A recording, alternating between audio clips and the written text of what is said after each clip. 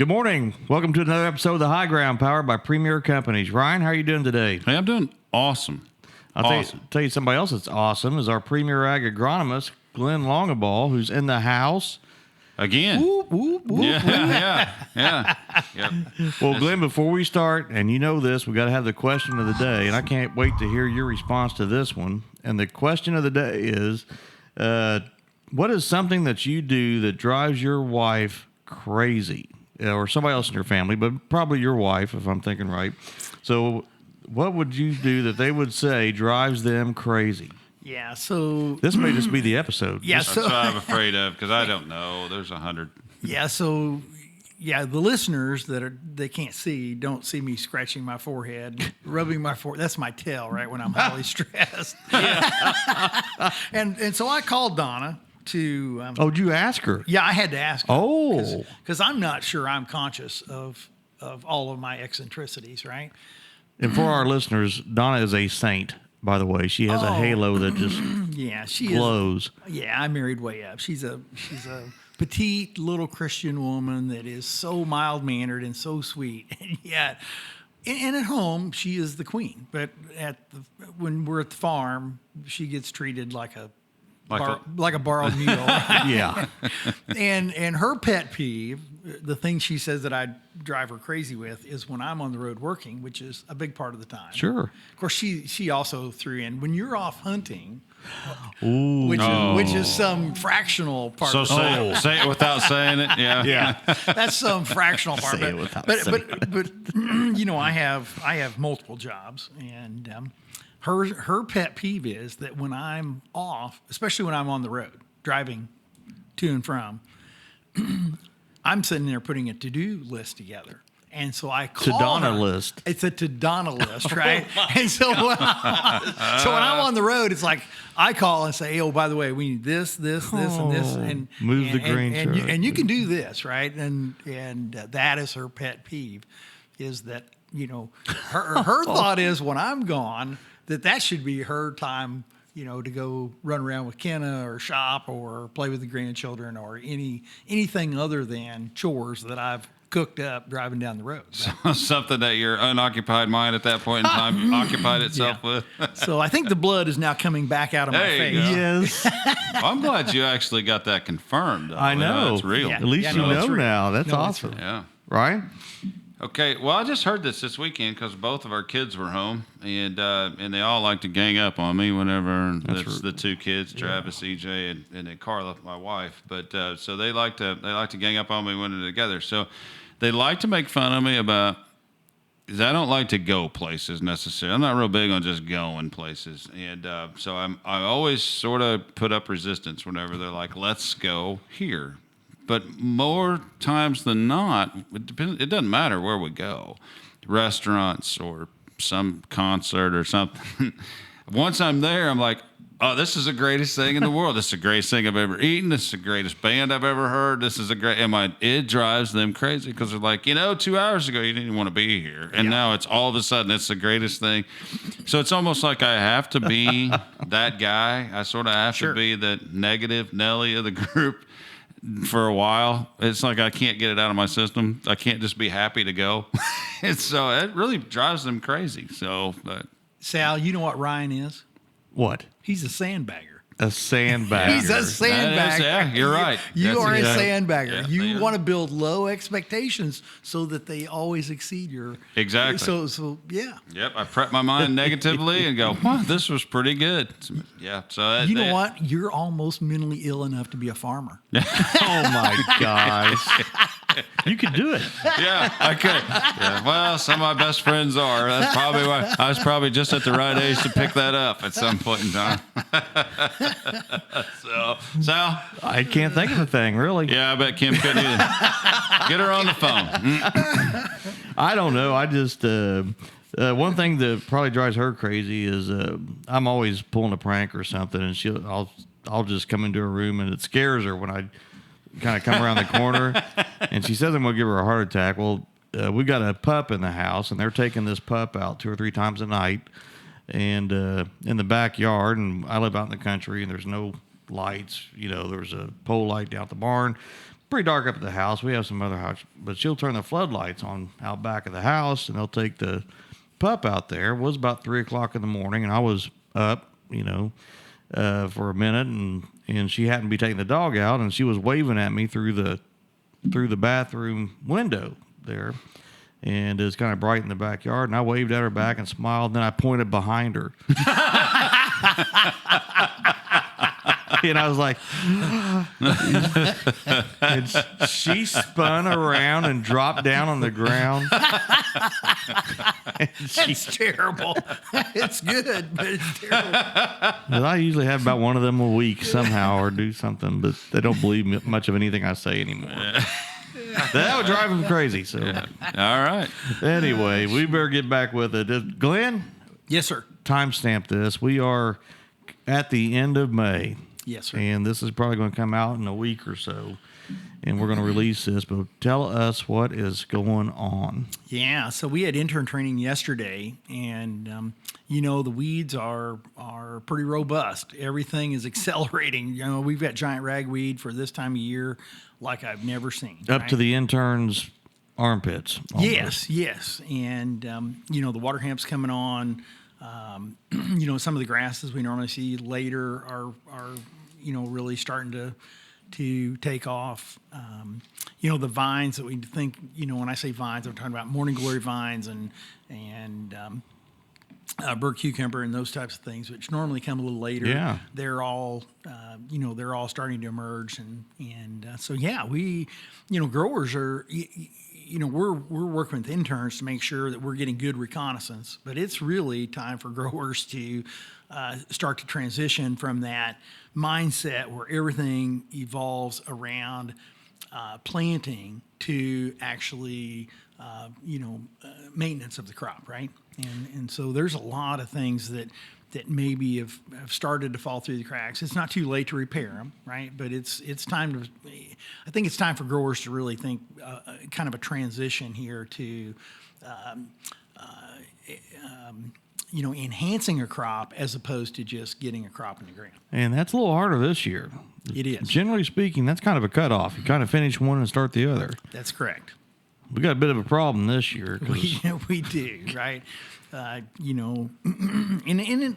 always the barometer for me is always my own operation, right? So, I've got a couple 8,000 series tractors that have auto steer, right? Almost everything anymore has some kind of spatial technology, but I don't necessarily have everything unlocked with swath control, right? So the planter tractor is also my side dressing tractor, and not because I don't have another tractor to do it, but only one of them can actually, you can only do those operations that have auto shutoffs with that particular technology, right?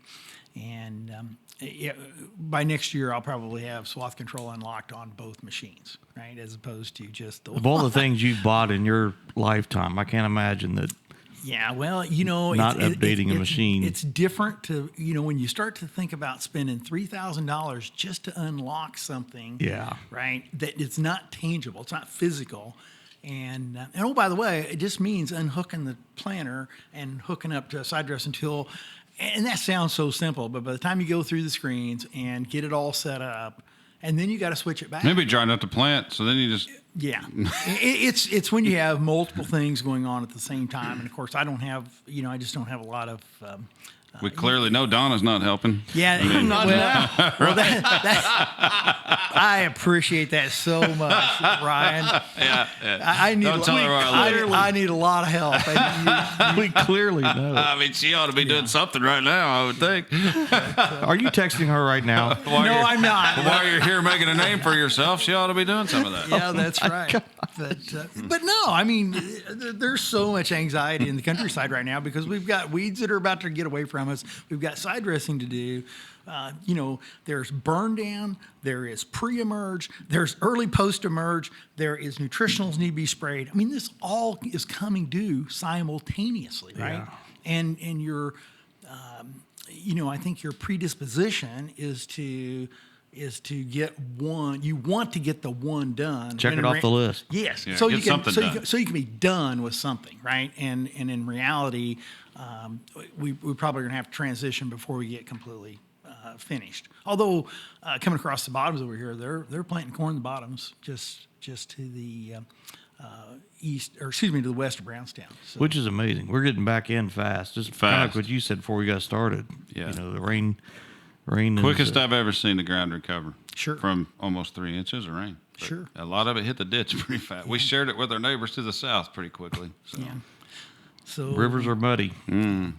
So yeah, by the time this airs, I would hope that most growers are looking at this corn crop and they've made side dress or top dress arrangements or made the application, and they're thinking about potentially using that fungicide application, maybe making some nutritionals. Right, this crop didn't go in the best in the world. Right, there was a big portion of this crop I think went in less than optimal conditions.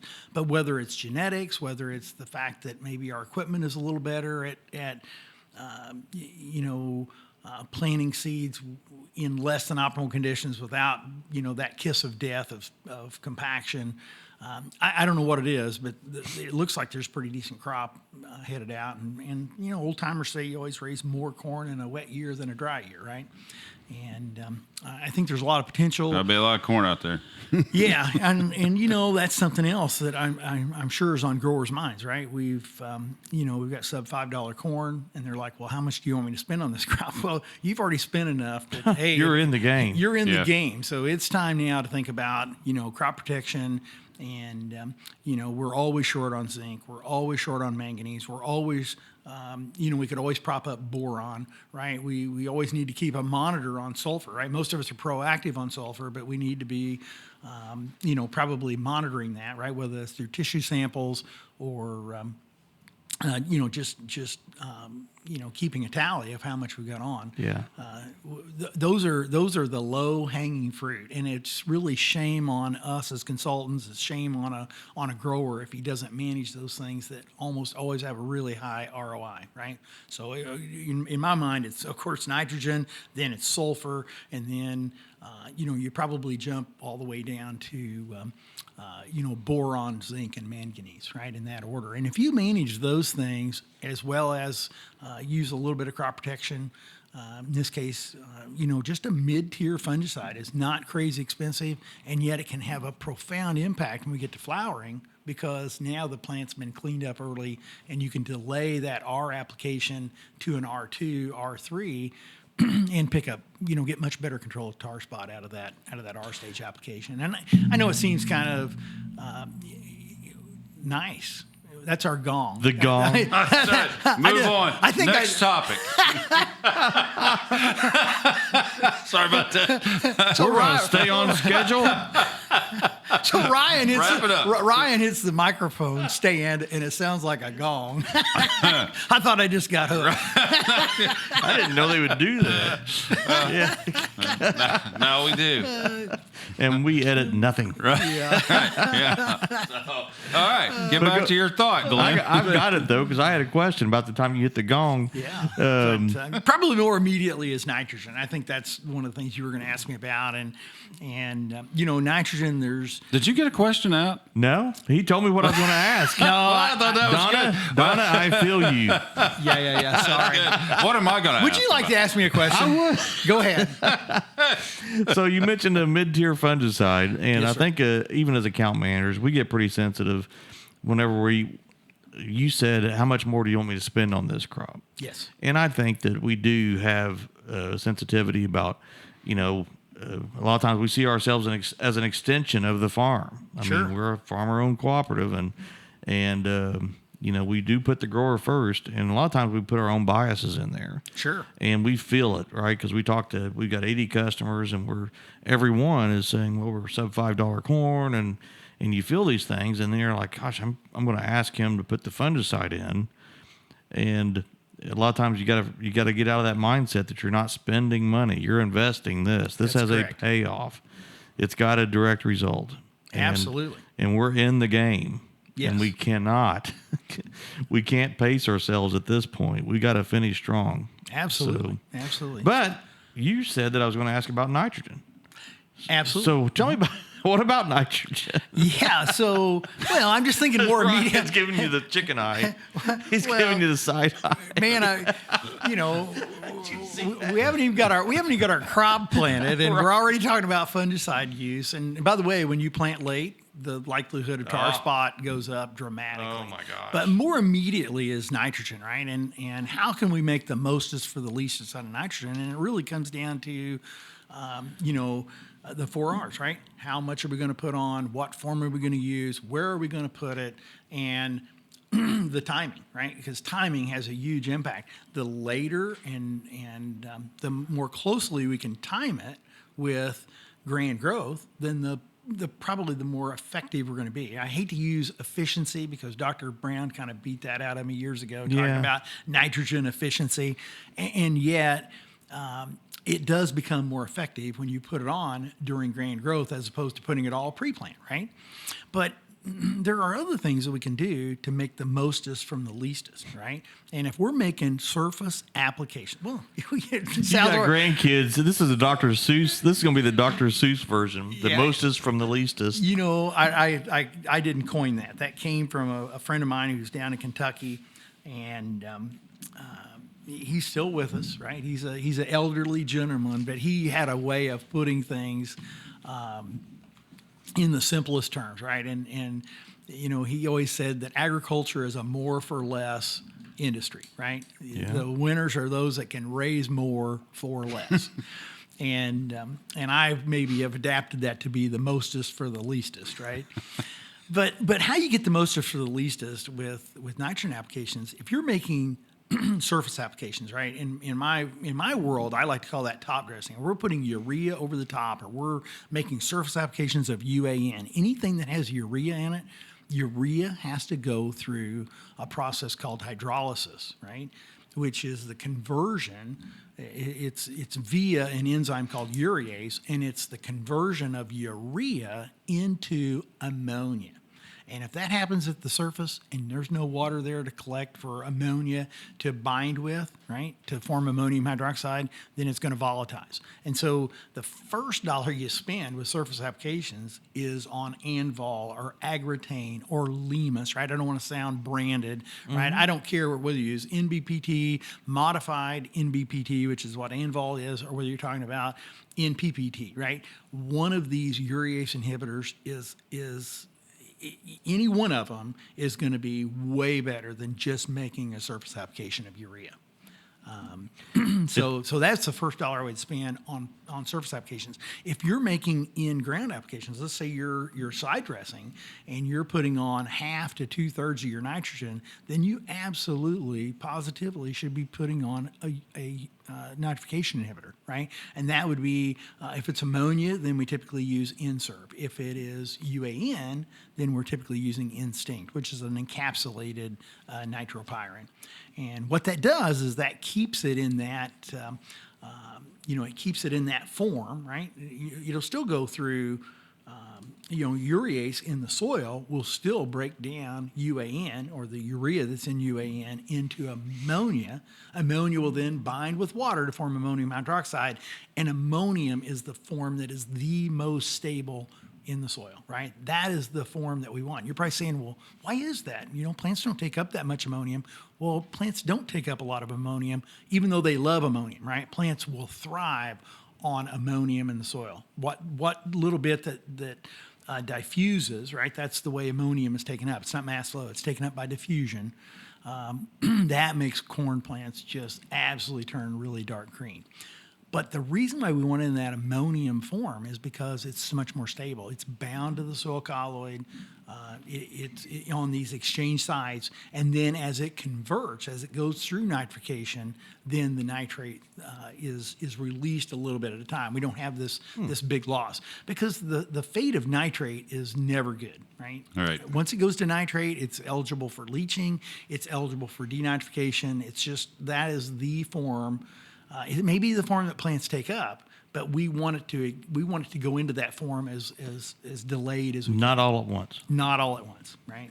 Yeah, you get a big rainfall event where you have anaerobic conditions, and nitrate can go through this process called denitrification, which is, not only a terrible loss of resources, right? I mean, you can lose, percentages as much as like 8 or 10% per day, right? I mean, that's per day, right? So it's a huge loss, but how it's lost is as N2 gas, which is not particularly offensive. That's what we're swimming in right now. But it can also be lost as nitrous oxide or nitric oxide, right? So those two forms, right, whether it's N2O or NO, right? Whether either one of those is a bad day. Nitrous oxide, by the way, is a greenhouse gas, and it's probably I don't know if it's on par with methane, but it's not particularly good for the environment if you worry about those types of things. So not only is it the right thing to do for for economics, right? And agronomically, not as the right thing to do. Environmentally, it's the right thing to do, right? So that's why we always encourage growers to either, if it's surface applications, let's at least make a urease application, if not a urease and a nitrification application. But on soil applied, it's always nitrification. Okay. So I want to back up and talk about your weed control just for a second. You mentioned that we have big weeds, some of them coming earlier than we're used to. So Yes, sir. vines coming early. Are we seeing a second flush already? Is this first cleanup? Are we going to eliminate any further problems down the road with the ones we're killing now, or is this just additional problems for us? yeah, I don't know. I suspect what this is just it seems like the entire spring has been accelerated. Planting has been delayed, but everything else seems like it's accelerated, right? You think about where we were at in March. We had warm, dry conditions. We had water hemp this year in middle of April was already up and thriving. And I think the peril is we have a lot of growers that had been on the Extend system, right, that kind of waited until June. They wanted to make that Extend application, right, as late as possible so they get the mostest for the leastest. And I'm not sure that culture is going to say, I'm not sure that's going to serve us very well this year. I'm afraid if we delay that application into June, the weeds are going to be so big that whether we're finishing up with our last applications of Extend or Ingenia, or whether we've transitioned and gone to Enlist, I'm afraid we're not going to get them all cleaned up. And we've lost yield in the process. And then we've lost yield in the process. Okay. And oftentimes, whether you're in either system, you could still come back in with Liberty. But Liberty, in my mind, is a much better early season product, right? Liberty works well when you can use high gallonage and you have an open canopy and you can get the weeds completely covered. That's when Liberty really shines. And yet we oftentimes reserve Liberty for these cleanup applications. A rescue type. Yeah, where it's nothing but a little sprig sticking out of a closed canopy, and then you never get enough on to really set them back. So I'm kind of encouraging growers, man, maybe we need to go earlier. Let's go with Liberty, and then let's come back with our Enlist application. If you're in the Extend program, then you probably need to be making those applications because this is the last year you're going to be able to make those since we vacated the label. So, okay. Yeah. Anyway, lots That's of good. lots I never of thought things. about the Liberty going first because that is what we tend to save it for is a rescue. And when those water hemps are poking through the tops, you're not going to get enough coverage to take them down. That's correct. So, Mare's tail is a bigger, that's a head shaker. yeah. I think you told me that mare's tail germinates 10 months out of the year. We just don't know what 10 months It's going to germinate. I don't know if I told you that, but that's true. It can germinate in the fall. If not, he's taking credit for it for everybody else he tells from here on out. Right? Thank you. Yeah. Now you're Always making head scratching. Now you're rubbing my. This is no good. We lost him hit a again. nerve. Yeah, we lost him again. Well, most agronomists are pretty good plagiarists, right? So. I would have said that. Well, we've made a lot of observations, right? I think that's unfair, Glenn. Everybody says it depends. It's not just agronomists. You're not really directly stealing that from anybody. Well, yeah. So, unfortunately, in agronomy, right, you don't have enough. You really don't have enough seasons to hardly study every single thing, right? But we do make a lot of observations, and it's amazing you brought up mare's tail, because we have been experimenting around with other PPOs besides just sharpen, right? We use sharpen oftentimes as a burn down, has to be used pre-emerge. It's done a wonderful job in the past, but there's not a lot of residual there. So we have, this year we've used a lot of flumioxazin, gone back to kind of an older PPO that has some pretty good burn down capability, and yet we found the weakness, and that weakness is mare's tail. It's kind of like the new Reviton product, man. I really like that. That's another PPO that has excellent burn down characteristics, but it's weak on mare's tail, right? So again, it seems like everything always comes back around full circle, right? We're looking for ways to maybe get some more residual. So we've tried going back to this older product called Valor. It's flumioxazin, and yet we've missed some mare's tail where we didn't have 2,4-D, right? We've missed some mare's tail, and we're probably going to be looking at more saflofenicil, which is a sharpened product, or Verdict, right, if it's pre-mixed with Outlook or dimethylamide. So yeah, we've made a lot of we make a few errors, but that's how we find better systems, right? Is constantly pressure testing the. Yeah, they're a beast. They overwinter, and they are not happy. Yeah, and I mean glyphosate. Mare's tail was one of the first species in Indiana that we fought that was glyphosate resistant, and I mean it is completely. You can't tell that it even makes it sick. And but anyway, they're VT resistant. I mean, you just knock them down and they just take off, and they'll show up back over there. Yeah, so you spray a 2 foot tall one sticking up out of the ground. It's got 6 foot that's buried. So. Yeah. Well, there's a lot of things that are probably VT resistant, and you caught me off guard there. I wasn't expecting that from you, Ryan. But when he says VT, he's talking about vertical tillage resistant, and so that has always been the kryptonite. No, not a group anything. Yeah. So that's boy, you guys derail me. So you guys derail me. You want the gong again? No, don't please don't gong me. Let me finish this, because this is really important. Right? The kryptonite has always been tillage for mare's tail, right? That is the one way that you can always clean them up. And yet vertical tillage is not really a very effective tillage tool on that particular weed, right? So. We've, mare's tail is pretty resistant to glyphosate. It's resistant to several PPOs, and it's resistant to vertical tillage, even though it's not resistant to other forms of, tillage that are, more aggressive. Yep. It doesn't like aggressive tillage, but vertical tillage is not aggressive tillage. So. All right. That's all you got? Yep. How about one more? Tissue samples. Yes, we sir. got the interns all trained up? Yeah, I don't know that we've made that transition. That's probably the very next. That'll be the very next thing, right? We've got a little bit of corn that's V6. Actually, we saw some yesterday that probably today will be V7 in the answer plot, but that's really early planted corn. But yeah, it's time to do tissue samples. Certainly. We typically delay tissue samples past V4 because up until then you just are starting to transition to the nodal roots, right? Yep.